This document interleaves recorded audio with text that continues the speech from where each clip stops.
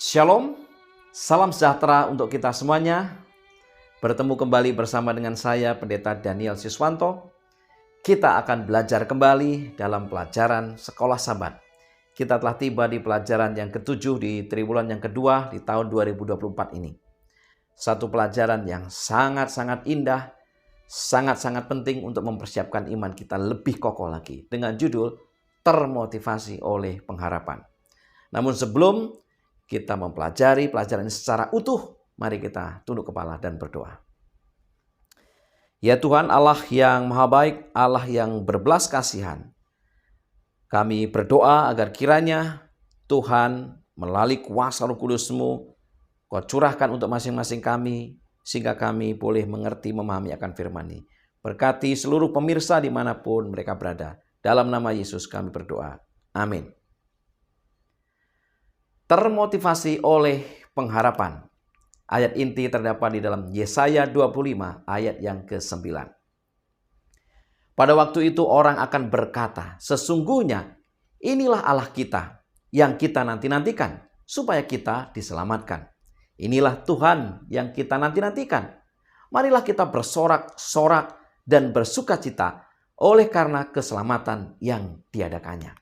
Saudara-saudara yang dikasihi Tuhan, pada pekan ini, fokus utama dari pelajaran kita ada dua. Yang pertama, meskipun tanggal dan tahun kedatangan Kristus yang kedua kali tidak disebutkan secara pasti dalam nubuatan kitab suci, nubuatan 70 minggu dan 2300 hari yang berkaitan dengan kedatangan Yesus yang pertama dan kedua telah digenapi dengan tepat.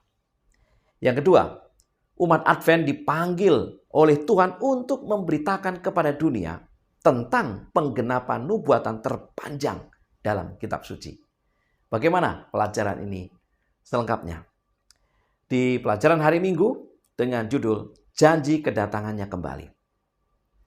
Kedatangan Kristus merupakan peristiwa yang menggembirakan dan dinanti-nantikan oleh para pembaru Protestan. Calvin berbicara mewakili semua tokoh reformasi ketika ia berbicara tentang kedatangan Kristus yang mulia sebagai peristiwa yang paling menguntungkan. Pertanyaannya adalah, mengapa kepercayaan akan kedatangan Kristus kedua kali telah membawa pengharapan dan sukacita bagi orang-orang Kristen yang percaya kepada kitab suci?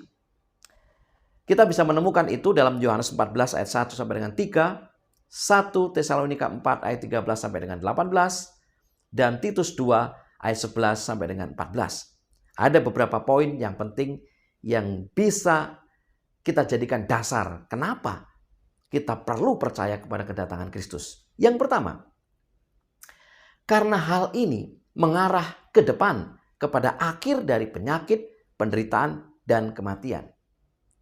Yang kedua, karena hal ini mengantar pada akhir dari kemiskinan, ketidakadilan, dan penindasan. Yang ketiga, karena hal ini mengantisipasi akhir dari perselisihan, konflik, dan perang.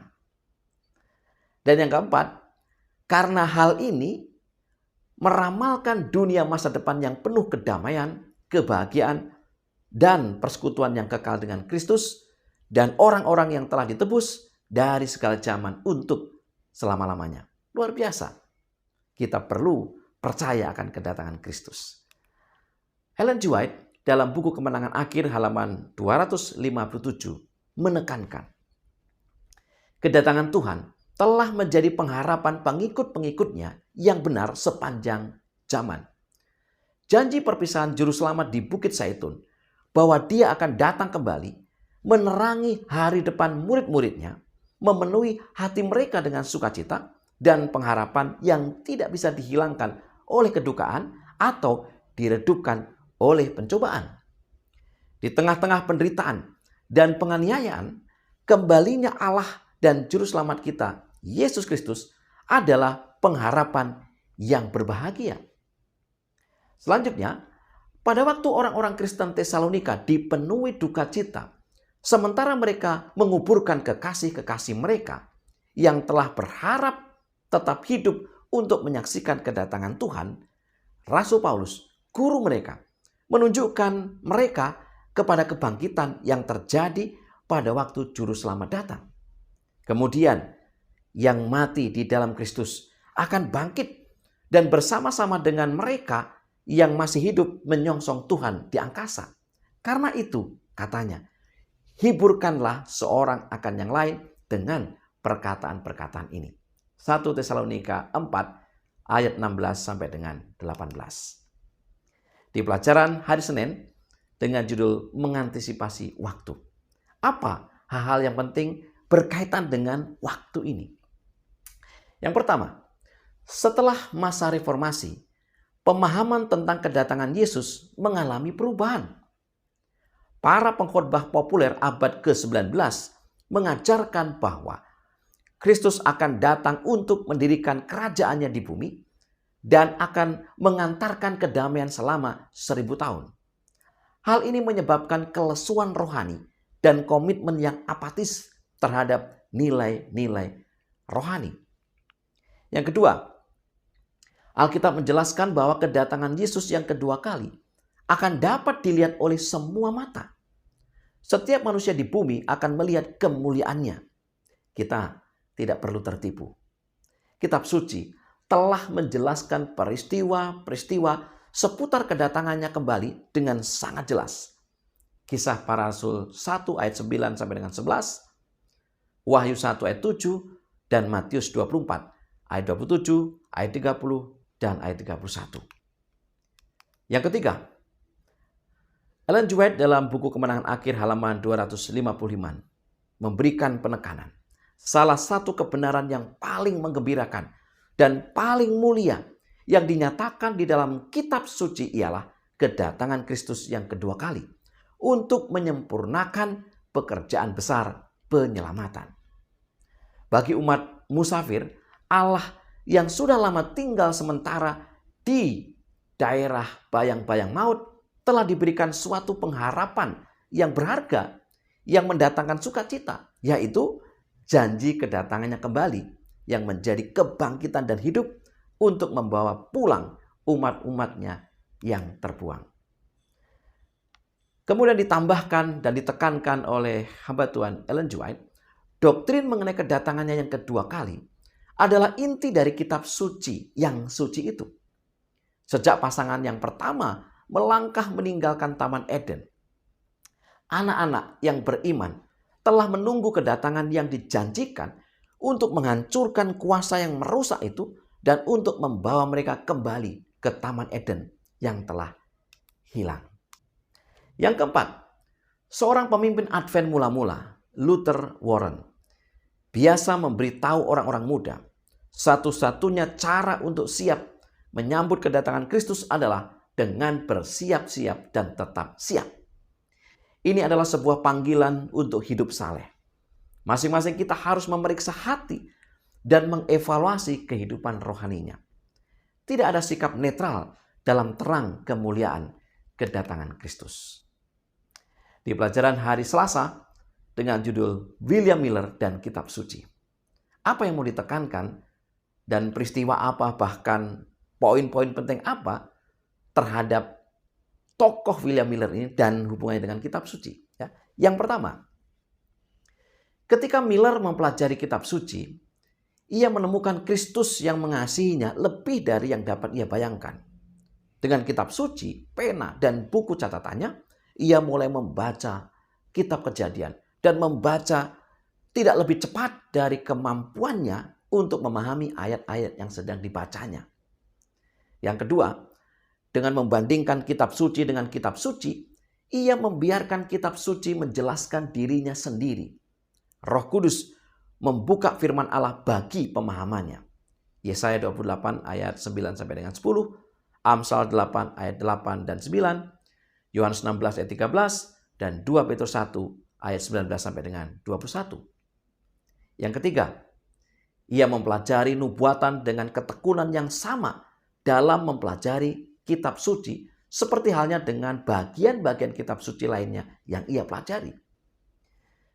William Miller dengan jelas memahami bahwa nubuatan adalah penafsir terbaiknya sendiri. Simbol-simbol nubuatan dibuat jelas oleh kitab suci itu sendiri. Beberapa contoh misalnya. Pertama, binatang melambangkan raja-raja atau kerajaan. Dijelaskan dalam Daniel 7 ayat 17 dan Daniel 7 ayat 23. Yang kedua, angin melambangkan kehancuran. Yeremia 49 ayat 36. Air melambangkan orang-orang atau bangsa-bangsa. Wahyu 17 ayat 15. Yang berikutnya, seorang perempuan melambangkan gereja. Yeremia 6 ayat 2, Efesus 5 ayat 22 sampai dengan 32. Dan yang keempat, nubuatan-nubuatan waktu dalam Daniel dan Wahyu juga diberikan dalam bahasa simbolis. Dengan satu hari nubuatan mewakili 1 tahun secara harafiah. Bilangan 14 ayat 34, Yeskiel 4 ayat yang ke-6. Saudara, ketika William Miller menerapkan prinsip-prinsip penafsiran kitab suci ini, ia terkejut dengan apa yang ia temukan mengenai apa yang ia yakini sebagai waktu dari kedatangan Kristus kembali. Di pelajaran hari Rabu dengan judul Nubuatan 2300 Hari, Daniel 8 ayat 14. Beberapa poin penting dari Nubuatan 2300 ini adalah yang pertama, William Miller mengamati bahwa peristiwa-peristiwa yang dinubuatkan oleh para nabi digenapi dengan tepat. Kejadian 15 ayat 13, Bilangan 14 ayat 34, Yeremia 25 ayat 11, dan Daniel 9 ayat 24. Kemudian dia menyimpulkan bahwa jika Allah memiliki jadwal ilahi di seluruh kitab suci, Allah pasti memiliki jadwal ilahi dalam hal kedatangan Tuhan kita yang kedua kali. Yang kedua, William Miller dengan rajin mempelajari kitab suci untuk memahami peristiwa yang begitu penting. Dia menemukan hubungan antara Daniel 8 dan Daniel 9. Dan mendapati bahwa satu-satunya bagian dari keseluruhan penglihatan Daniel 8 yang tidak dijelaskan adalah bagian tentang 2300 hari. Yang ketiga, kita mengetahui hal ini karena setelah malaikat Gabriel meminta Daniel untuk camkanlah firman itu dan perhatikanlah penglihatan itu sebagaimana tertulis dalam Daniel 9 ayat 23, kata-kata selanjutnya dari malaikat itu adalah 70 kali 7 masa telah ditetapkan atas bangsamu dan atas kotamu yang kudus. Daniel 9 ayat 24. Kata yang diterjemahkan ditetapkan secara harafiah berarti dipotong. Dengan demikian, 70 minggu atau 490 tahun akan dipotong. Pertanyaannya adalah, tetapi dari apa? Tidak diragukan lagi, satu-satunya adalah dari penglihatan tentang 2300 hari yang merupakan bagian dari Daniel 8 yang tidak dimengerti oleh Daniel dan yang sekarang dijelaskan oleh malaikat Gabriel. Yang keempat, Miller mengerti bahwa jika dia memilih tanggal tersebut, yakni dari saat firman itu keluar, yakni bahwa Yerusalem akan dipulihkan dan dibangun kembali, Daniel 9:25, maka dia akan mengetahui permulaan dari 70 minggu dan nubuatan 2300 hari akan dapat diuraikan. Sungguh satu pelajaran yang sangat penting bagi Miller dan juga bagi kita. Di pelajaran hari Kamis dengan judul Garis Waktu Nubuatan Terpanjang, ada beberapa poin juga yang perlu kita perhatikan tentang garis waktu dari nubuatan terpanjang ini. Yang pertama, dekret dikeluarkan oleh Artasasta, Raja Persia pada tahun 457 sebelum Masehi. Kita bisa menemukan itu di dalam Esra 7 ayat 11 sampai dengan 13. Dekret ini merupakan dekret terakhir dari 3 dekret yang mengizinkan orang Yahudi kembali untuk membangun kembali ke Yerusalem dan memulihkan ibadah di Bait Allah. Dekret ketiga ini adalah yang paling lengkap dan menandai dimulainya nubuatan 2300 hari atau 2300 tahun. Poin penting yang kedua adalah Daniel 9 ayat 25 menubuatkan bahwa sejak firman itu keluar, yakni bahwa Yerusalem akan dipulihkan dan dibangun kembali sampai kepada Mesias, akan ada 69 minggu nubuatan atau 483 tahun secara harafiah. Karena perintah tersebut dikeluarkan pada musim gugur tahun 457 sebelum Masehi, maka 483 tahun itu mencakup hingga musim gugur tahun 27 Masehi. Kata Mesias menandakan yang diurapi. Pada musim gugur tahun 27 Masehi, Kristus dibaptis dan menerima pengurapan Roh Kudus. Kisah Para Rasul 10 ayat 38. Yang ketiga, pada musim semi tahun 31 Masehi, di tengah-tengah minggu nubuatan terakhir, 3,5 tahun setelah pembaptisannya, Yesus disalibkan. Sebagaimana dinubuatkan dalam Daniel 9 ayat 26. Sistem persembahan yang mengarah kepada anak domba Allah diakhiri dengan pengorbanan Kristus di Golgota. Tipe telah bertemu dengan antitipe, dan akhirnya semua pengorbanan dan persembahan dari sistem upacara dihentikan. Daniel 9 ayat 27. 3,5 tahun setelah penyaliban menunjuk kepada tahun 34 Masehi. Itulah akhir dari nubuatan 70 minggu atau 490 tahun. Yang keempat, dengan mengurangi 490 tahun dari nubuatan 2300 tahun, maka tersisa 1810 tahun untuk penggenapan nubuatan tersebut. Ini menggiring kita ke tahun 1844 Masehi. Jadi, nubuatan 2300 tahun, Daniel 8 ayat 14, dimulai dari tahun 457 sebelum Masehi dan berakhir pada tahun 1844 Masehi. Karena William Miller dan orang-orang Advent mula-mula percaya bahwa tempat kudus dalam Daniel 8 ayat 14 adalah bumi, maka mereka berasumsi bahwa Kristus akan datang untuk memurnikan bumi dengan api pada tahun 1844. Kesimpulan tersebut di kemudian hari mendatangkan apa yang dikenal dengan masa kekecewaan karena Yesus tidak datang pada waktu itu. Namun sungguh satu pelajaran yang memberitahu kepada kita bagaimana nubuatan-nubuatan itu telah dijelaskan oleh Alkitab sendiri dengan tepat pada waktunya. Saudara-saudara yang dikasihi Tuhan, sebagai kesimpulan pelajaran sekolah sahabat kita. Yang pertama, di tengah-tengah penderitaan dan penganiayaan, kembalinya Allah dan Juru Selamat kita, Yesus Kristus, adalah pengharapan yang berbahagia. Yang kedua, Alkitab menjelaskan bahwa kedatangan Yesus yang kedua kali akan dapat dilihat oleh semua mata. Yang ketiga, biarlah kitab suci menjelaskan dirinya sendiri dan Roh Kudus yang akan membuka firman Allah bagi setiap pelajar Alkitab. Yang keempat, jika Allah memiliki jadwal ilahi di seluruh kitab suci, maka Allah pasti memiliki jadwal ilahi dalam hal kedatangan Tuhan kita yang kedua kali. Dan yang kelima, sistem persembahan yang mengarah kepada anak domba Allah diakhiri dengan pengorbanan Kristus di Golgota.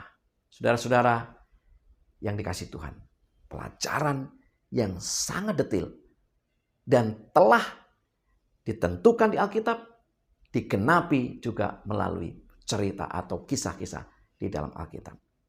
Apakah kita bersiap untuk kedatangan Kristus yang kedua kali? Mari kita lebih bersiap diri. Mari kita tunduk kepala dan berdoa.